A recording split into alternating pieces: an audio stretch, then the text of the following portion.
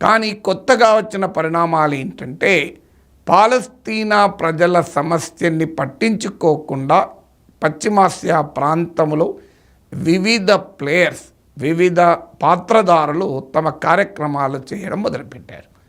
మొదటిగా 2020లో 2020లోనే అమెరికా దర్శకత్వంలో Abraham accord కుదిరింది.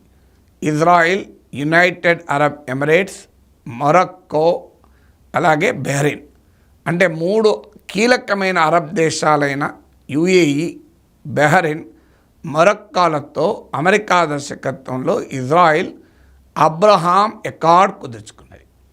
ఇక్కడ ఈ ఒప్పందం కుదుర్చుకునే సమయంలో మరి పాలస్తీనా ప్రజలు, తోటి అరబ్ ప్రజల సంగతి ఏంటి? ఆ ప్రాంతాలను ఇజ్రాయిల్ ఆక్యుపై చేసింది. యునైటెడ్ నేషన్స్ 1948లో 2 స్టేట్ సొల్యూషన్ అని చెప్పింది.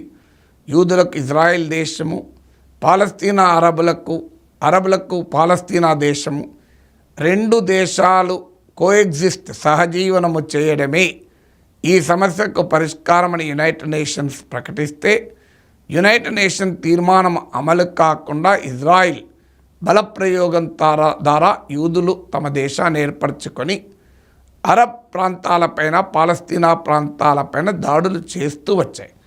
పాలస్తీనా ప్రజలకు మద్దతుగా ఉన్న అనేక అరబ్ దేశాలపైన, జోర్డాన్, ఈజిప్ట్, సిరియా, లెబనాన్, ఇలా అనేక దేశాలపైన ఇజ్రాయిల్ యుద్ధాలు చేస్తూ వచ్చింది. పాలస్తీనా ప్రజలు పుట్టకు చెట్టుకు పరుగులు తీశారు. చివరకు వారు గాజా అనే ఒక చిన్న ప్రాంతం, 365 చదరపు కిలోమీటర్లు, మరోవైపు వెస్ట్ బ్యాంక్, ఈ 2 ప్రాంతాల్లో మాత్రమే ఉండాల్సి వచ్చింది. మిగతా చోట ఎక్కడా వీరు పౌరులుగా ఉండరు. ఈ 2 ప్రాంతాలు కూడా మీకు వెస్ట్ బ్యాంక్లో పాలస్తీనియన్ అథారిటీ పాలిస్తుంది, గాజా ప్రాంతంలో హమాస్ పాలిస్తుంది.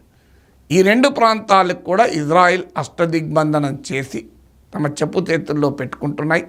ఈ ప్రాంతాల్లో కూడా యూదుల సెటిల్మెంట్స్ను ఇజ్రాయిల్ ఏర్పాటు చేసింది.